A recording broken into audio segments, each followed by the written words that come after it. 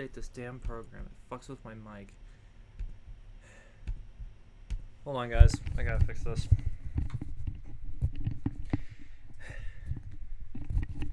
Don't know why it doesn't want to work half the time. This is a very expensive mic.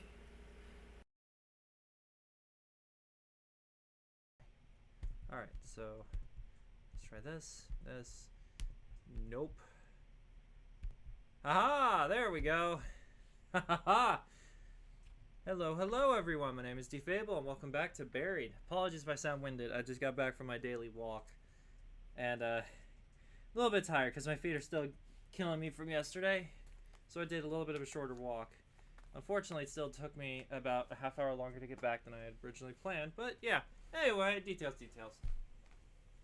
Alright, welcome back to Buried. Apologies it's taking me this long to get back to this. A lot has happened. In the last episode, we were introduced to our protagonist Roger and his friend Dennis. His friend Dennis had suffered a severe laceration to his side, and there was an explosion that knocked us the hell out. That's how we woke up 6 hours later, and we found ourselves wandering into a secret government facility where we met Marcus, and that's about all I can remember. Okay, so let's begin chapter 3. Curiosity, you and 42% of players stay quiet when you saw Marcus in the tunnel. Selflessness, you and 64% of players stepped in front of Dennis to protect him from Marcus. Damn right, he's our friend. Of course we're going to step in front of him and save him.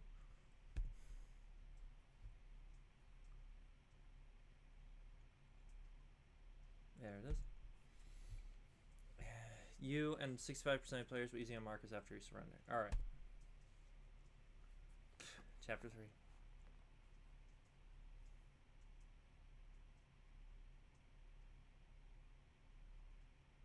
We follow Marcus into what I can only describe as a control room of sorts.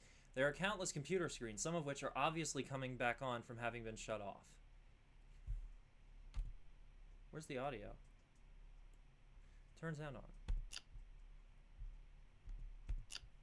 There we go. There we go. Everything looks extremely complicated, from screens filled with code and data to what is obviously a security system. It reminds me of a miniaturized version of the Operations Center in just about every space travel movie I've ever seen. Marcus is running from one screen to another, apparently looking for some pertinent bit of information. Where's the first aid kit? I snap at him. Marcus stops in his tracks as if he has forgotten the whole reason for bringing us down here. Oh yeah, he says, rushing to the left side of the room. There, he hunkers down by an open panel in the wall, what I assume is the emergency vault from where he got the rifle. Computer monitors, I don't see what the fuck's going on. I can make sense of very little that I see, mostly numbers, odd-looking maps, and charts.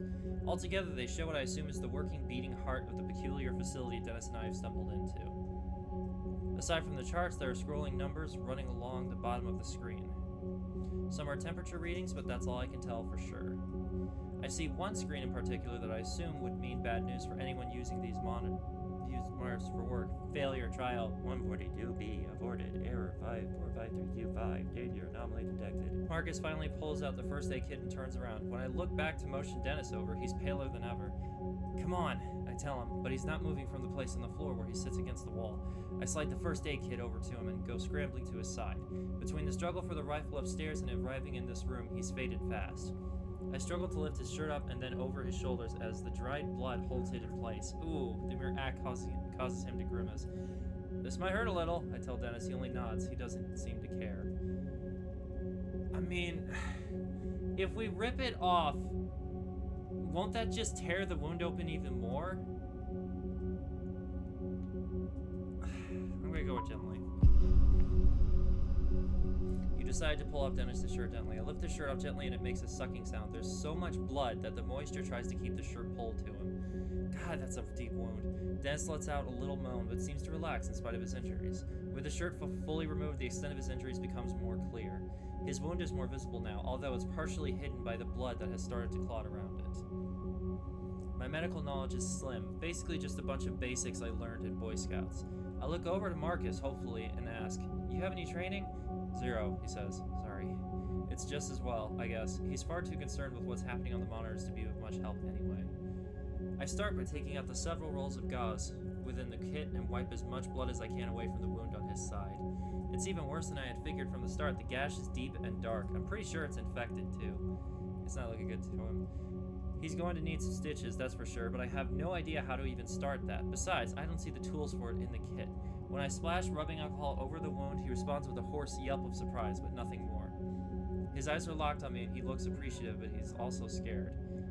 Be honest, Dennis says hopefully. How bad does it look? You think I'll live? It looks really bad, Dennis. You'll be fine, no problem. I mean, I get that we want to stay optimistic, but lying to him doesn't seem like the best idea, so let's go. It looks really bad, Dennis. You told Dennis the truth. Damn right. Well, don't sugarcoat it, so Dennis says. He looks defeated but not really surprised. I keep quiet because I feel like I've already said enough. He rests his head against the wall and closes his eyes as I finish up. I place one layer of gauze against the wound and bind it with medical tape. I then reinforce it with a second layer. I know it's meager, but it's all I can do. Shit, Dennis says. I'm a goner. This was a waste of time. His whole body deflates as he says this. Maybe I should have been a little more encouraging, but I didn't see the point in lying to him. I look back to Marcus, and he is looking back at us, deep in thought. My eye is starting to really swell up from where he kicked me earlier. Maybe I shouldn't have let him off so easy. Are these first aid kits all you have in this facility? I ask him. If there's something better, I don't know about it, he says. I noticed then that his defensive posture is no longer there. Something is different now. Just a slight change to his demeanor. He's seen something on those monitors that has him frightened, more than he already was before. Oh shit. What is it? I ask. What's wrong? His eyes travel around the room and it's obvious that he's trying to decide whether or not to tell me the truth. Get up and look at the monitors. I don't trust him. Rather than wait for him, I get up and scan the screens behind him, seeing if I can find any clues I had missed moments ago. After a few moments, I see a few things that even I can comprehend hidden in the complex information on most of the screens. On one screen, I see what looks like a power meter that is slowly climbing upwards. A single message is flashing beneath it. It reads, unexpected power, failure, foreign entity. Another message trickling along the bottom of a black screen says, safety locked on. Level 3 containment door at the gate. Override. I see still scenes on a few other screens that I assume are security cameras showing hallways and passages from elsewhere in the facility. One of them shows the first level hallway we were on just a few minutes ago, so clearly there's an entity here that's not supposed to be. Another shows a hallway I don't recognize. The floor is covered in blood. Just off the screen, I see what I think might be a human body, but it's bent in an impossible way. It looks like the body's legs and torso have somehow been merged or melted into the floor. What the fuck? Okay, so given what we know, there's something here, obviously not human, because it says entity, not unknown person or, personnel or anything. And now you're saying that there's someone who looks like they've been warped or basically reality warped into the metal of the floor. That's interesting.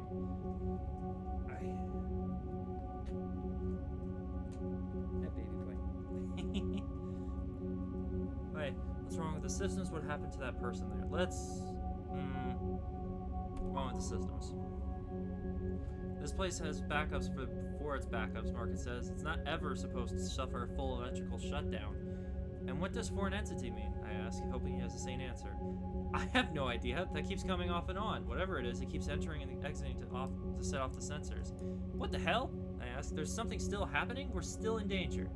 He turns away, clearly fearing he's already said too much. And as bad as that is, fuck the clock. There's a scene on another monitor that makes my blood go cold, and my fear spike to levels somewhere near terror. The scene is very familiar. It's the logging site. The equipment is unmistakably mine. I can even see my truck. Something like fury starts to rise up in my guts, momentarily pushing me aside for the fear. Motherfucker, stop biting me.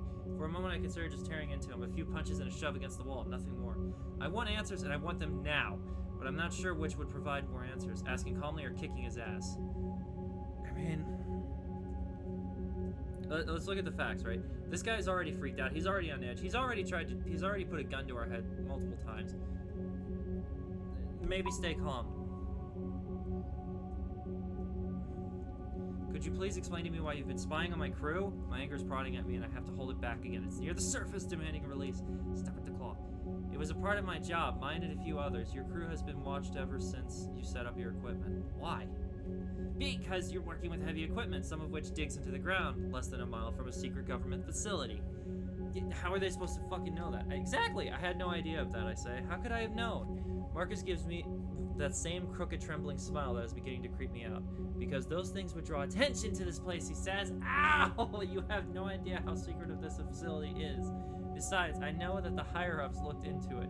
Your site is not government land. It's shy by about 300 yards. Every piece of your equipment is on private property. The timber tract you purchased from Mr. Gladstone 2 months ago. So even if we wanted to intervene and keep your crew away, we couldn't have without stirring up a fuss. The fact that someone with such a low-level clearance knows this much about my logging crew is unnerving. Damn. If you've been watching us, why didn't you recognize us when we met in the hallway? I ask. He shakes his head and exhales. Well, like it's obvious. The cameras have a bird's eye view. I can't see faces. We just track bodies and names. Bullshit. They're wearing the equipment. They would be able to recognize that gear. Now's the time to lose your shit. Look, Marcus says, all of you were on site as usual before the incident. It had been a few hours since I had checked, though. I can tell he's starting to get rattled by this interrogation. Good. Maybe he'll give us some answers. He continues with his eyes fixed on the keyboard. They might have come near the facility, or maybe not. I don't know. I'd tell you if I did, okay? Well, are they inside the facility? You have cameras everywhere, right? Look for them. Marcus puts his hands up defensively. I've been looking all over, and I haven't seen your crew. But, he adds, the lower levels don't have any cameras classified. I'm not sure how they would have gotten there, but it's a possibility. I'm still shocked that we were being watched. Do they know everything about us? I'm telling you, Marcus said, the depth of influence in this facility goes deep. There are 36 employees down here. Outside of those employees, only 5 other people know this place exists. So only 41 people. What the hell goes on here? He doesn't know. That's the problem. Remember, low-level clearance, low-level knowledge. What do all these people do here? I ask, keeping my voice level. He doesn't even pause to consider if he should go any further. He actually laughs when he gives me the answer. I honestly don't know everything, probably very little. But what I do know is that it is more than Black Ops. Oh shit, what does that mean? I ask. There are scientists here who have been disowned by their own governments because of the nature of their work. You get it now? I don't, not at all. But I don't want him to know about that. You said there are 36 employees, I say. Where are they now? She said, as far as I know, everyone else is gone. Gone where? He points to the screen that still informs us of the unexpected power failure and cringes. If this power failure was not corrected in time, there's no telling. But they're here in the facility somewhere, right? I ask, hoping someone will be able to help Dennis better than I can. I just don't know, Mark says. They could be anywhere. Look, I say, furious with the way he is talking in riddles. I don't... Ah, God, Dennis says. I look over to him and he looks as pale as a ghost. He stood up and his eyes were locked on the monitor closest to him. Oh, what? I ask. He simply points to the monitor, then looks away. I look to the monitor and see the logging site, but more specifically, I see the overturned dozer and the legs sticking out from under it, wearing work boots, right where I left him. Tony. The fact of his death seems abstract almost, like it happened in some other world or a very long time ago. I know you already told me he was gone, Dennis whispers, but it's different actually seeing him, my God. Suddenly something blazes by the open door outside. The shape is fast and in shadow, but I'm pretty sure it's a person. Someone else is here, Marcus says, wheeling around. He sounds very happy to discover this, so I try to follow his lead. If something bad happened at this facility, then surely the sight of another survivor is a good thing, right? We should check it out, he says. I realize this isn't the best moment to leave Dennis after revisiting Tony's death all over again. Someone just ran by the door, I tell him. Hopefully it's someone who can help us. You gonna be okay?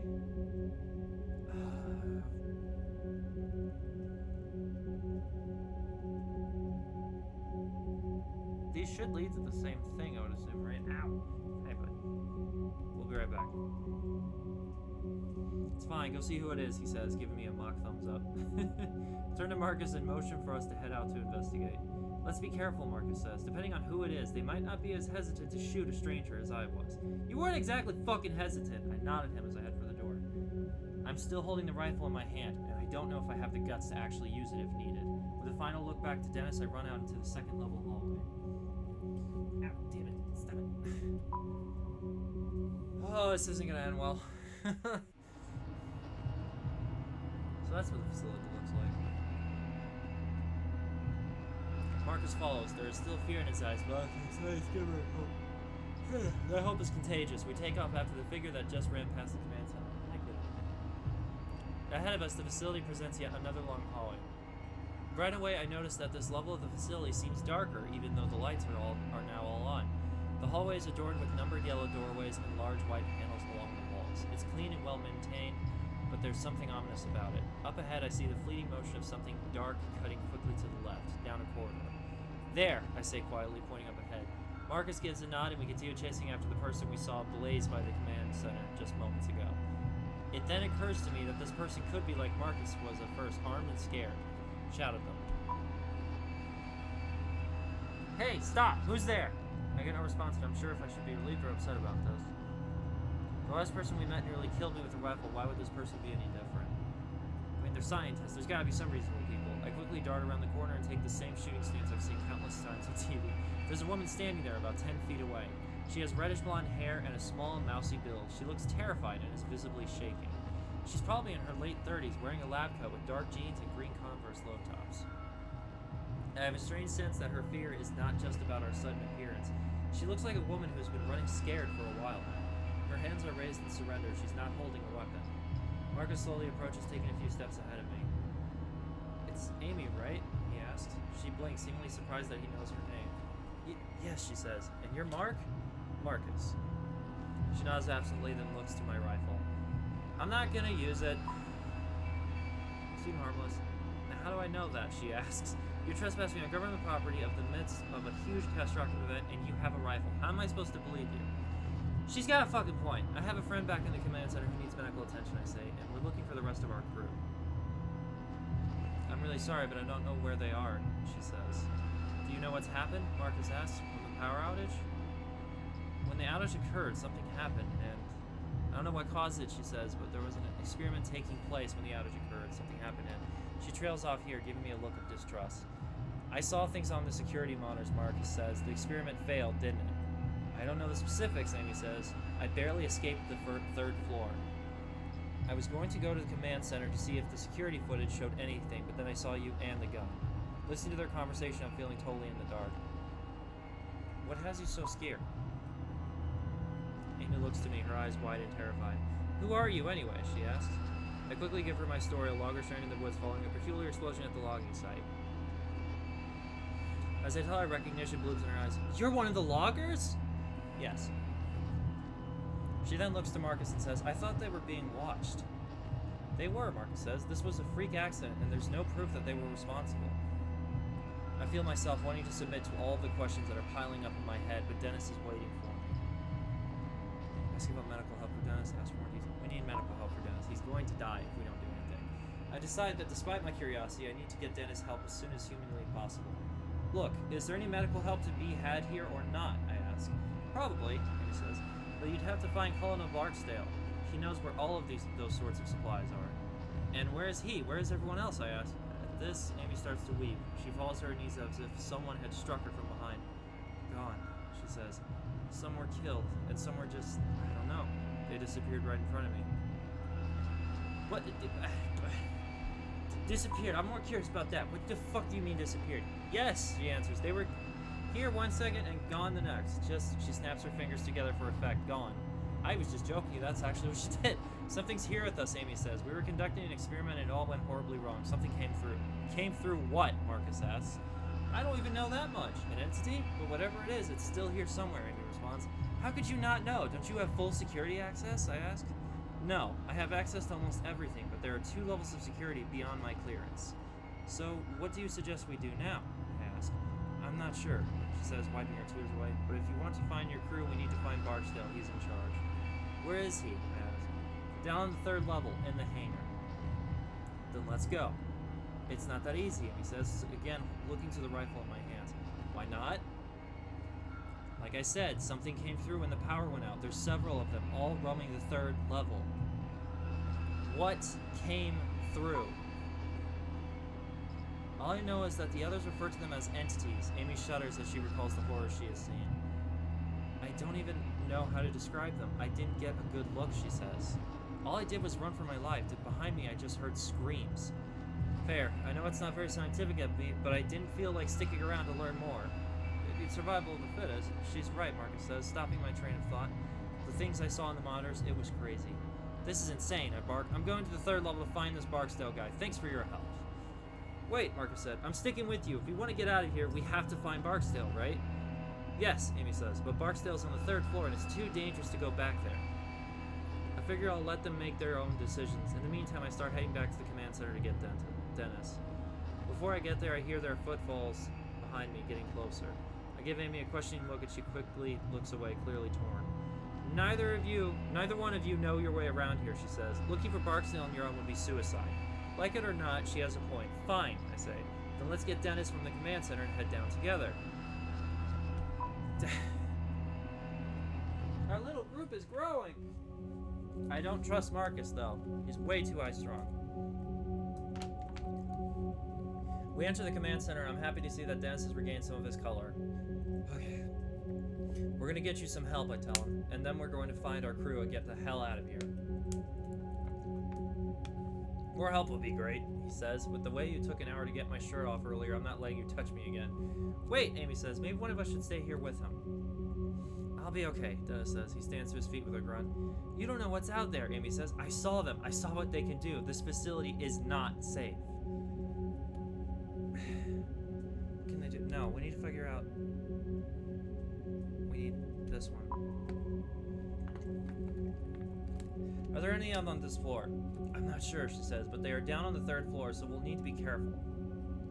Marcus looks a little hesitant, but he nods his agreement, and the 4 of us exit the command center. Heading back out into the hallway, I look back into the monitors. I take a final look at the screen that shows my wrecked logging site, and I feel a pang of sorrow. Then I look to the other monitor showing live feeds of the facility's security cameras. I try to tell myself that I'm not looking for any sign of Amy's creatures, but I can't. That's exactly what I'm doing, and there's no need to pretend otherwise. We head back through this hall and towards the elevator. The tension exists between us. The tension exists between us is like a physical presence. Yeah, there's gonna be a lot of distress, isn't there? All right, let's go see let's see what's in store on floor 3. Okay, so I think everybody's dead, to be honest. Hence why we've only run into Amy, but I have a feeling we're gonna see what happened to the crew. We step inside the elevator and those pristine doors close. Inside the elevator, Amy seems to become much more guarded and distant from us. I want to assure that I mean her no harm, but I'm also not going to put the rifle down. Typo. So you have pretty high clearance in this place, right? I ask her. That's right. So what kind of experiment are we talking about? What went through?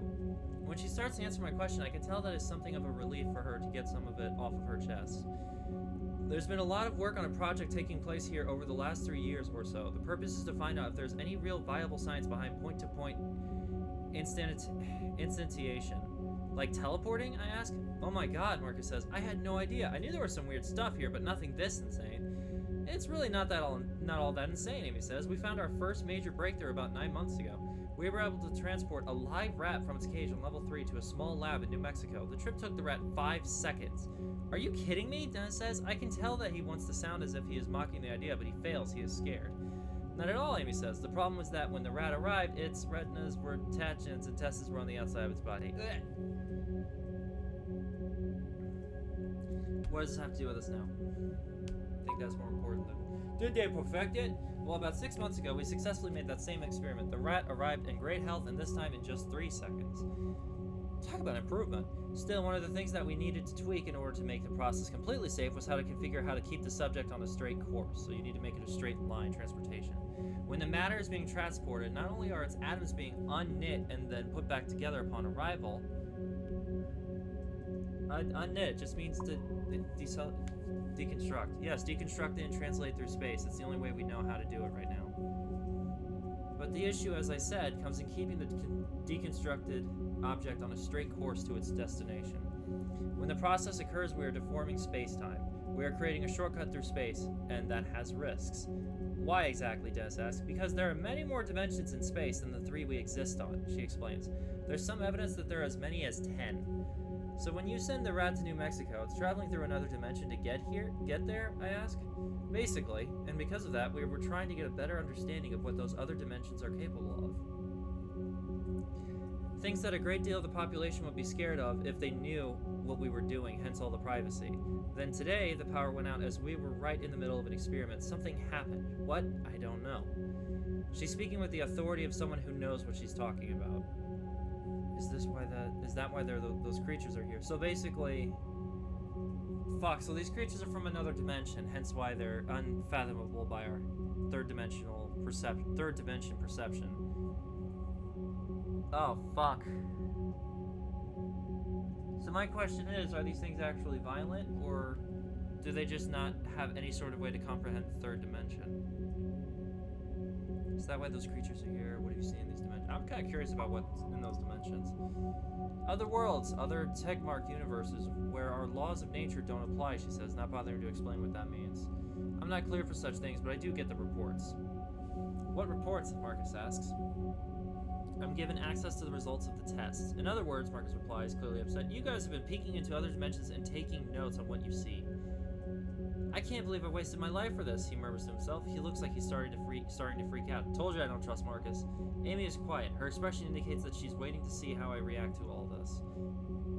You people are insane. No, fuck it. That's not insane. That's incredible. Because that could be used to benefit mankind. They maybe should have had a failsafe in case the power went out.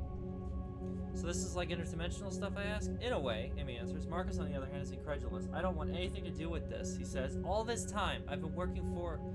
He laughs cruelly, and the sound of it makes my blood go cold for a moment. Just a single level beneath my feet. You assholes have been tearing apart space and time, Marcus continues. When the elevator doors open, I can't get out fast enough. The tension is growing way too thick for my liking. Outside of the elevator, we step out onto what appears to be a massive industrial area. The carnage waiting for us is unlike anything I'd seen in the upper levels. Oh, fuck. Content warning.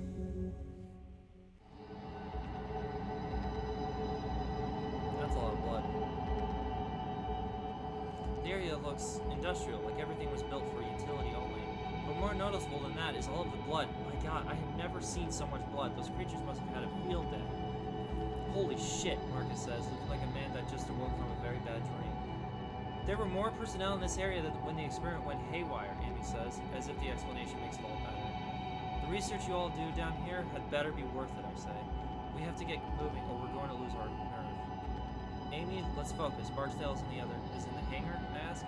If he's still alive, yes, that's where he'll be. Then let's hurry. As far as I can tell, Dennis is doing much better, but I'm beginning to grow tired of trying to keep my fear at bay. Fair. Between the blood on the floor, the silence of level 3, and Amy's talk to the lab rats, I'm getting freaked out.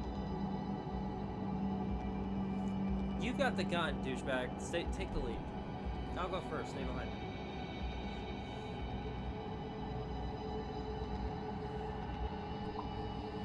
You're gonna have the scientist who has no self-defense go first. The four of us start walking ahead with me in the lead. We stop walking when we come to the remains of what looks to be 3 different people. It is hard to tell how many bodies there were because they have been torn to shreds and are distorted. 2 of the bodies look as if they have been fused together. Another man looks to have had his leg welded through the floor. I can see this man's face. He died in an abject state of horror. His mouth pried open in an eternal scream. Keep moving. We gotta stay focused, man, because those creatures find us. It's simply too much. Worse than that is the fact that we have just started our journey through level 3. If there is worse waiting up ahead, I don't think I'm going to be able to make it. Dennis steps up beside me, and then when he speaks, his voice is soft and flat. What in the hell could do that to someone, he asks. The things I saw, Amy answers, they could do it pretty easily, I think. She looks pale, and I think she may pass out at any moment. Tears spill from her eyes, and she is visibly shaking. But she soldiers on, looking back to me and stepping on the side of the gruesome carnage. To the side of the gruesome carnage. Her eyes again go to my rifle, and she doesn't look very hopeful. You good to go? She asks me. We need to move on, but for some reason I can't take my eyes off the scene. My mind is reeling, trying to process it all. Now we need to go, because these fuckers will catch up. If they're on the 3rd floor, then there's a chance we're going to run into them. We leave the grisly site behind, moving into another equally destroyed area. From what I can tell, the next room was once an open area for experimentation. The place hasn't just been destroyed, it has been physically altered in a way that makes no sense. The girders look to have been warped. Their very material distorted and twisted. To my right, a machine that has been catapulted and looks to have somehow merged with the wall rather than crashing into it. Beyond these phenomena, there is the standard violence I was expecting to see. There is a limp arm sticking out from underneath the wreckage and more blood. I I see no signs of an explosion, which makes me wonder just how this happened. Seeing the aftermath is sickening enough, but it makes me wonder if Amy saw it while it was happening. Did you see how these people died? I only caught a glimpse of it, she says. Taking a deep breath, I was closest to the exit, so I just started running. But it was like trying to focus on your eye on something that was too close. People's bodies just started twisting and turning. And the thing that did this, it looked like... She doesn't finish. She's cut off by some sound echoing through the facility. It comes from behind us and slightly to the right. I'm not sure what it is, but it makes my blood feel like ice. It sounds almost like static from an AM radio, but there is a high-pitched noise beneath it that I can't even start to fathom. Fuck, that's the creatures. What in the hell is that? I ask, instantly clapping my hands to my ears. One of them, Amy says, her voice a whisper. One of the creatures. That's what they sound like, Dennis asks. I see that he's leaning against the wall again, wincing at the noise. I suddenly realize that I have a death grip on the rifle, ready to shoot at the next thing I see. Anything between us and them? Not really, she says. None of the hallways are blocked off by secure doors. Everyone seems to take this as the cue to start moving again. We make our way around the office wreckage, now with new purpose in our step. We barely make it to the other side of the room, approaching a dark hallway, then another high-pitched noise. When another high-pitched noise sounds out. This one is louder. Closer. We all share a terrified look, and I can tell that Amy's on the verge of losing it. I grip the rifle tightly as we head towards the hallway in front of us. Can we kill these things? No. I think we should not fight unless we have to. How much further to the hangar? Because we didn't pick up extra ammo, we just have the one gun. Close, she says. It's just at the end of this hall. Dennis speaks up, his voice like ice. Why don't we just haul ass then, huh? No one says anything after that, but I can feel the presence of terror around us, pressing in on us like some new violent gravity.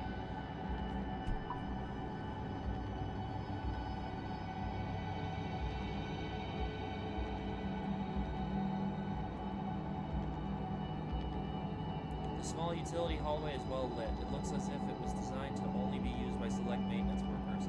What goes on in this area? I ask. Looking at Marcus as I ask the question, but he only shrugs in response. She might know, he replies, pointing to Amy. I've never been down here before. It's just a utility hallway, Amy says, but at the end there's a maintenance room. There should be a gun or two in there. Well, it's also the most direct path to the hangar entrance. As we walk quickly and quietly down the hall, I take a glimpse ahead and feel the hair on the back of my neck stand on end. The lights become more sparsely spaced, and it's impossible to see just how far the hall extends into the darkness. This hallway has the occasional trace of bloodshed, but nothing like the main area we've come from. We continue further down, and just as I begin to see what looks like a large metal door further ahead, I hear yet another shrill sound. This one sounds farther away, but no less demonic. How many of these things did you see? Dennis asks Amy. 3, but that's just what I saw. There could be more. What do they look like? Dennis asks. Yeah, what are we dealing with? We need to be able to identify these damn things. I don't even know how to explain them, she says. Monsters, that's the only word I can think of. My mind seemed to struggle just trying to understand what I was seeing. Sounds like a dimensional being. They're big, and they seem to jerk around every few feet or so. They look like they're made of light. That's about all I know for sure. You know, my ex-husband always said I'd let my work kill me, she continues, seemingly unable to stop herself. I mean, I doubt he imagined this exact scenario, but still. As we make our way to the hangar doors, another high-pitched noise brings out, angrier now. Amy stops walking, causing all of us to stop and turn to her. We have to do something to slow those things down, she says. No, Marcus snaps. There's no time. We need to distance ourselves to get to the hangar fast. Amy ignores him, deep in thought. There's an old hydraulic door set into the wall right here, she says. It hasn't been used for years, though. She looks to me, pleading her case. Together we might be able to pull it closed behind us to keep those things back. Those old hydraulic doors weigh a ton, Marcus says. There's no way it will work. Roger, Amy says. What do you think? They'll have a harder time getting to us if these doors are locked. Look, Marcus shouts, turning to me. We need to get to the hangar now. Let's close the doors first. If there's any way we can prevent these things from getting directly to us and we can buy ourselves more time, we need to do it. Damn it, Marcus says. We don't have time for this. Amy ignores him and starts feeling along the hallway wall for a group. Dennis and I start looking as well. A minute passes. Then I see a small metal frame that runs from the floor to the ceiling. Is that it? I ask. Yes, Amy says. I look to the floor and see an old metal track that runs along the frame. Let's move it, I say. Amy, Dennis, and I start pulling as hard as we can, but it barely budges an inch. Behind us, that static noise rings out again. My heart seems to stutter, and Marcus lets out a little whine. We're running out of time. We need to go, Marcus screams. Those things are getting closer every second. Help us, dickbag. Help us, Marcus. It won't make a difference, he says. We shut up and help us, and then we'll find out, I shout. Reluctantly, Marcus walks over and grasps the door. We all grunt as we strain to pull. It starts inching slowly and then begins moving steadily. Once we get it started, it slides easily. As we near the wall, closing off the hallway behind us, I think I can see the mirror glimpse of an odd illuminated shape in the darkness. Fuck, they were that close. It's cut off by the slight thump of the hydraulic door being pushed against the frame in the opposite wall. Amy turns a lock into place. Great! Now let's haul ass, Marcus says. We all turn to get moving again, still feeling unsure about our prospects. The fact that yet another shrill noise sounds out elsewhere in the facility is not calming, and then there are two of them. It's almost like they are calling out to one another. The doors to the hangar sit up ahead like the entrance to some enormous labyrinth. Fuck. So if we didn't close that door, they would have cut. There's blood on the door. Are they in the hangar already? When we reach the hangar doors, I get a true sense of how impenetrable they are. A computer terminal is mounted on the wall nearby and has blinking red light. That's not a Mac lock. A failsafe from the lockdown, says Amy. I've never been down here before, Marcus says. If I had known this door was here, I would have opened it earlier. How? Amy asks, the fear in her voice is more present than ever. From the command center, he says. You need to override from there first, then use this terminal to open the hangar doors. The command center on the second floor? I ask. Yeah. Amy shakes her head and lets out a nervous laugh. Are you kidding? She asks. We just pulled that hydraulic door and blocked out the hallway, remember? If we want to get into the hangar, we have to get back to the command center, Marcus says. Isn't there another way? Turning to Marcus, Amy replies, well, there is another elevator, but we'll need to go through biochem storage. I need to stay with Dennis so he can rest, I say. You two go. You know your way around this place and you know the controls, Marcus. Fine, Marcus says, but we'll need to be armed. I'm giving Amy the gun. I don't fucking trust Marcus. Are you kidding me? That dude's nuts. I hand Amy the rifle and she turns to go. Marcus gives me a concerned look but follows along behind her. Once Amy and Marcus make it a good distance down the hallway, Dennis lets out a nervous laugh. And then there were two, he says. Dennis looks much better, but he still needs to use the wall to stay standing. Didn't Amy say that there were guns and emergency kits in the maintenance room near the hangar doors, I ask? Yeah, I think so, Dennis says, looking exhausted. I look ahead and see a door to the right that reads maintenance. Might as well give it a try. I go to the door, try to open it, and find that it's locked.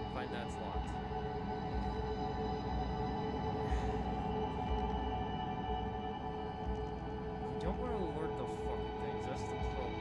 But I mean, no matter what we do, it's gonna make a noise. Take it down. I give it a frustrated kick, but it doesn't budge. I'm about to try again, but that's when I hear a gunshot from just down the hallway.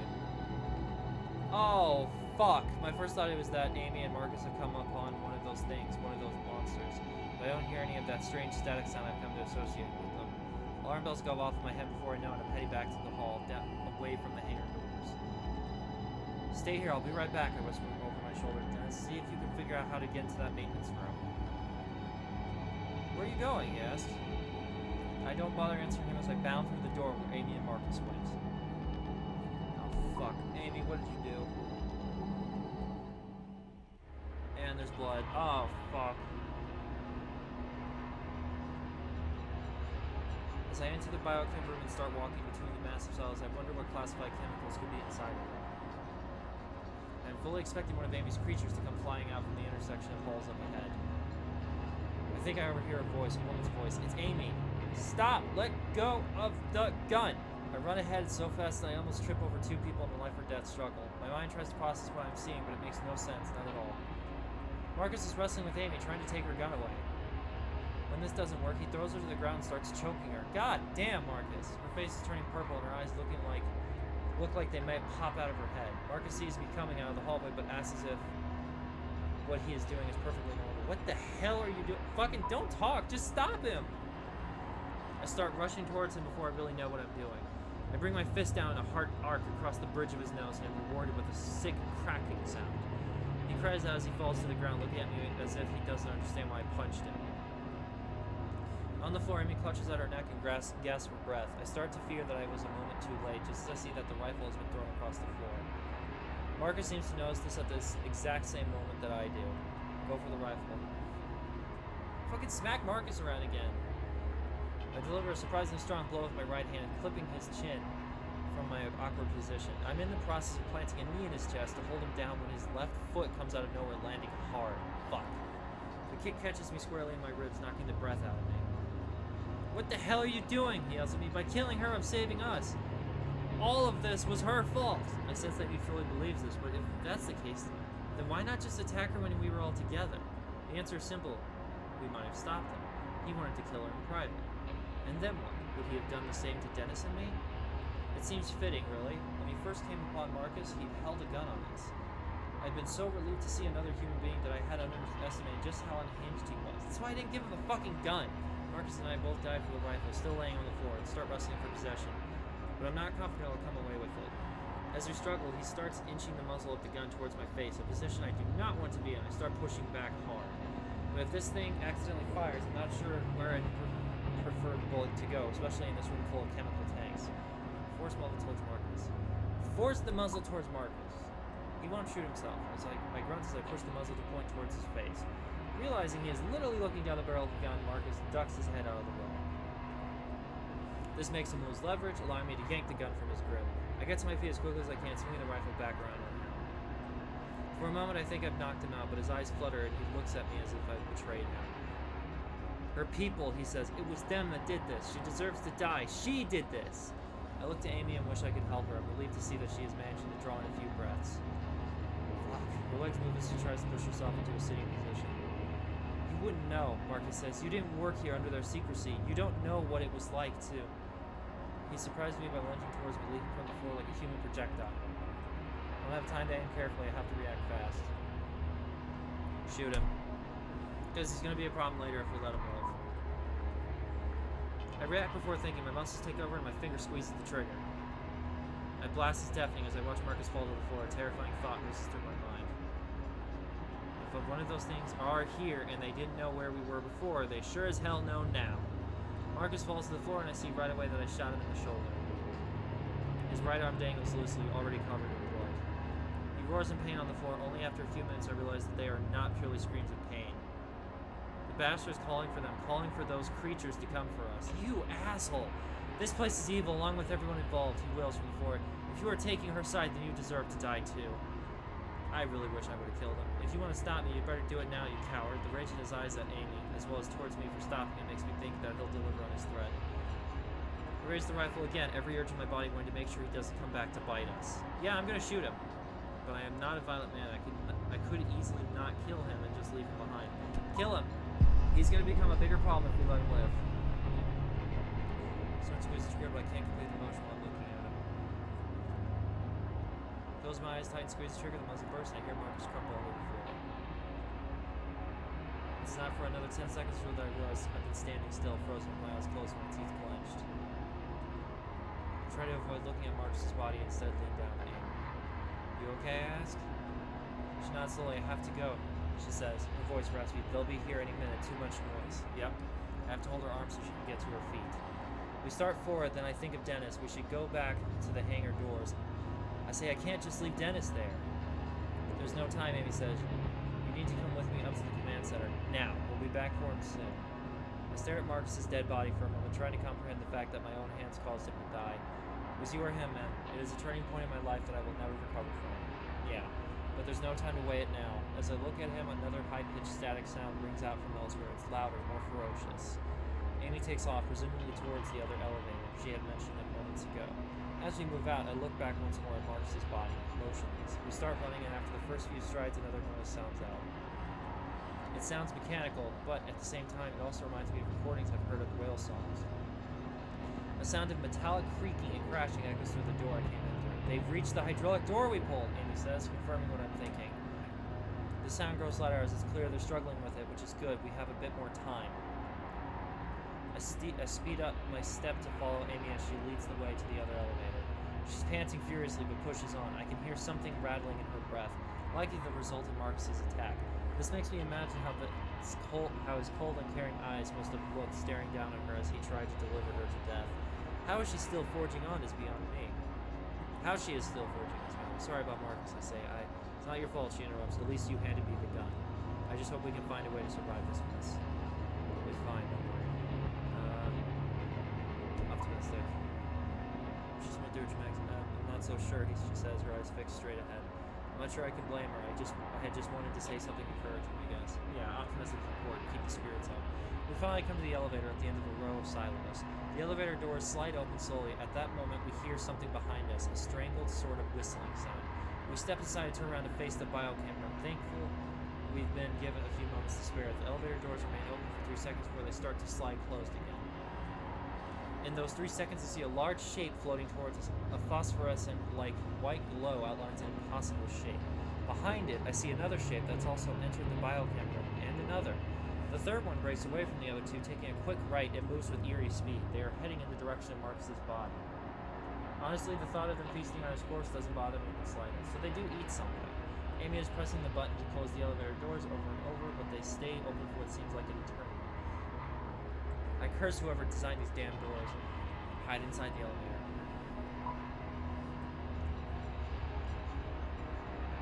I'm trying to avoid being seen.